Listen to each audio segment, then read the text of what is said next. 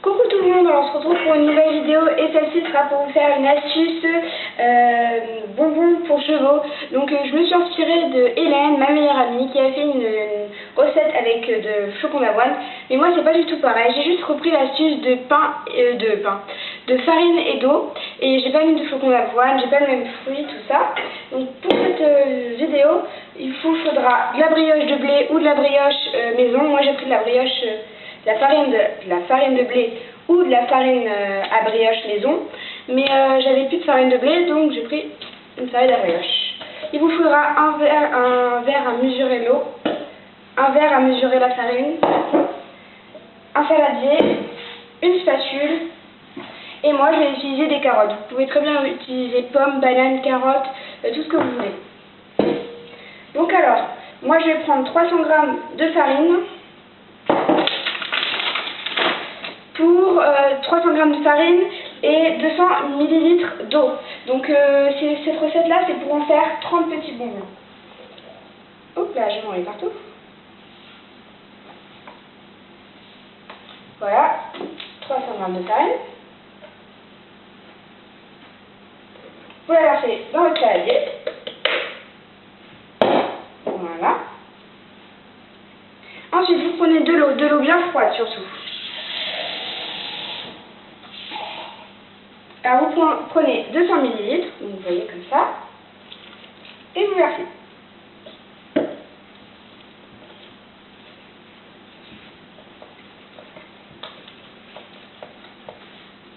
Donc c'est un petit peu la même recette pour faire de la pâte à sel, vous savez, ce qu'on faisait quand on était petit.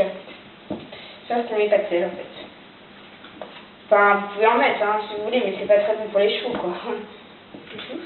Donc ce que j'ai avec ces bonbons, c'est que les humains peuvent très bien en manger aussi, parce que c'est comestible pour les deux, on va dire ça comme ça. Donc je vous conseille de préchauffer votre four à 200 degrés, car la cuisson va être un petit peu longue, c'est-à-dire une demi-heure pour 20 bonbons. Moi j'ai mis une demi-heure à 200 degrés parce que les bonbons de chevaux, il faut qu'ils soient très durs, parce que sinon les chevaux ne peuvent pas le manger. Donc voilà, quand vous avez une pâte comme ceci, bien, ouais, bon, je sais, je suis très sale, c'est pas grave. Quand vous avez une pâte comme ceci, vous faites un petit trou à l'intérieur, ça c'est l'astuce de ma meilleure amie, et vous versez des carottes. Donc moi j'ai déjà commencé avec ça. Alors là, vous inquiétez pas, ça fait un petit peu peur, j'ai pas mis du tout dans le trou. Mais c'est pas grave. Donc là, vous allez malaxer, mélanger, remuer, tout ce que vous voulez. Mais il ne faut plus que ça colle aux mains déjà. Parce que sinon ça va pas. Donc quand ça colle aux mains, vous rajoutez un petit peu de farine. Comme ça, ensuite, là, ça colle plus. Donc voilà. Quand c'est comme ça, vous malaxez encore jusqu'à obtenir une pâte qui vous plaise, assez molle, tout ça. Donc vous voyez bien la texture, hein, comme ça. Donc vous voyez là, ça colle pas trop aux mains, donc ça c'est bien. Il faut cette texture là, d'accord? Voilà. Donc après, vous allez prendre votre plaque de cuisson et votre papier aluminium. Donc alors attendez, je m'essuie les mains. Et je vais vous chercher des plaques. Parce que moi j'ai déjà fait des bonbons et qui sont au four. Donc alors, pour pas casser le plan de travail à votre mère, je vous conseille de mettre une grille. Hop. Hop. Et on le prend du four.